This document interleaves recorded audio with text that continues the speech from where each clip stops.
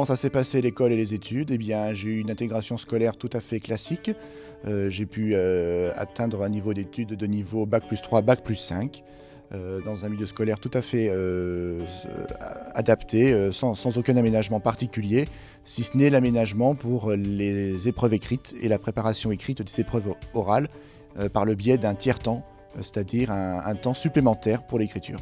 L'insertion professionnelle qui a suivi mes études supérieures a démarré de manière compliquée, puisque bien que je sois arrivé brillamment, bien que j'ai pu brillamment réussir ces études, j'ai été confronté à de la discrimination liée à mon handicap lors des entretiens d'embauche. J'ai eu en effet la réflexion d'un chef d'entreprise qui m'a beaucoup surprise et qui m'a demandé si en effet je faisais peur aux gens dans le cadre d'un métier commercial. Ça a été très violent sur le coup, j'avais à peine 25 ans, je n'étais pas du tout préparé à ce genre de situation.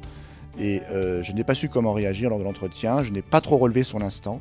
C'est dès le lendemain, en faisant un petit peu une relecture de cet entretien, que j'ai réalisé quand même que j'avais trouvé cette réflexion très déplacée et totalement inappropriée. Et donc par la suite, j'ai pu, grâce au réseau des anciens élèves de mon école, être contacté par une très grande entreprise française qui m'a recruté et qui a d'abord capitalisé sur mes compétences et pour lequel l'intégration de ma situation de handicap n'a posé aucun problème dans l'aménagement de mon poste et dans mon intégration sociale dans l'entreprise. Suite à une réorganisation de cette entreprise, j'ai eu une opportunité de pouvoir changer de voie professionnelle et j'ai été accompagné pour cela par mon entreprise pour une formation en reclassement professionnel qui m'a permis aujourd'hui de devenir formateur toujours dans l'automobile. Mon intégration s'est passée sans aucun problème. J'ai reçu un accueil tout à fait convenable et un aménagement de mon poste tout à fait correct, sans aucune difficulté de la part de l'employeur à mon égard et sans aucun regard d'inquiétude ou de suspicion concernant ma situation de handicap.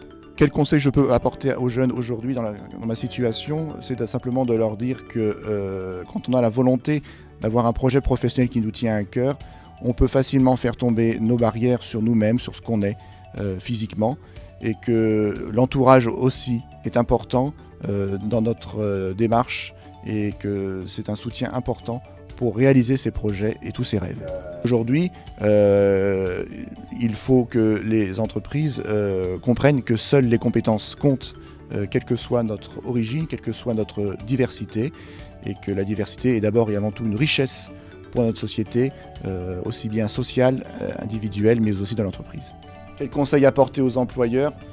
Eh bien, d'avoir de l'audace comme ils en ont dans nombre de leurs projets d'entreprise, en faisant confiance à des individus qui ont une tête tout à fait adaptée, avec beaucoup de projets, beaucoup d'idées, et que cela est tout à fait possible avec de la volonté, et qu'aujourd'hui notre pays dispose d'accompagnements nécessaires pour faciliter l'intégration et l'inclusion, j'insiste, des personnes en situation de handicap.